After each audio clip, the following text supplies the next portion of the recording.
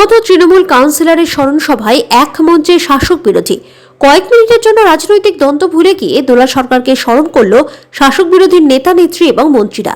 আজ মালদা শহরের পল্লীশ্রী ময়দানে মালদা জেলা তৃণমূল কংগ্রেস কমিটির উদ্যোগে নিহত তৃণমূল কাউন্সিলরের স্মরণ সভার আয়োজন করা হয়েছিল। আর এই মঞ্চেই নিহত তৃণমূল কাউন্সিলর দুলাল সরকারকে শ্রদ্ধাঞ্জলি জানাতে উপস্থিত হয়েছিল রাজ্যের শাসক দল এবং বিরোধী শিবিরের নেতাকর্মীরা। এক মঞ্চে উপস্থিত ছিলেন রাজ্যের মন্ত্রী তাজমল হোসেন, বিধায়িকা সাবিত্রী মিত্র থেকে শুরু করে জেলা কংগ্রেসের কার্যকরী সভাপতি কালীসতন রাইট এবং বিজেপির দক্ষিণ মালদার সভাপতি পার্থসারথী ঘোষরাও। কয়েক মিনিটের জন্য রাজনৈতিক দ্বন্দ্ব ভুলে গিয়ে নিহত তৃণমূল কাউন্সিলরের প্রতি শ্রদ্ধা জানাতে দেখা যায় শাসক এবং বিরোধী শিবিরের নেতা মন্ত্রীদের। উল্লেখ্য, 2 তারিখে সকালে নিজের ওয়ার্ডে নৃশংসভাবে খুন হন Trinamool councillor Dulal Sarkar. Member of parliament,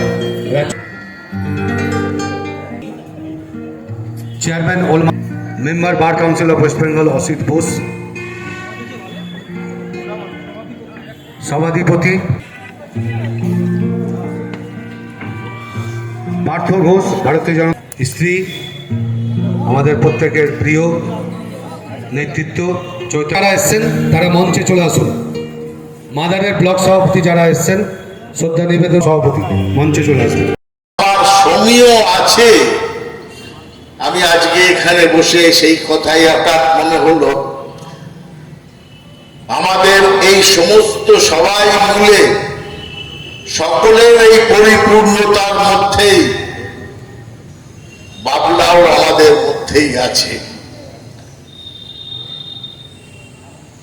Chaitali এবং অভিনবকে ভগবান শক্তি দিন, শান্তি দিন এবং সামনের দিনে চলার জন্যে দৃঢ়তা দিন, এইটুকুনি প্রার্থনা করে আমি আমার বক্তব্য শেষ করছি।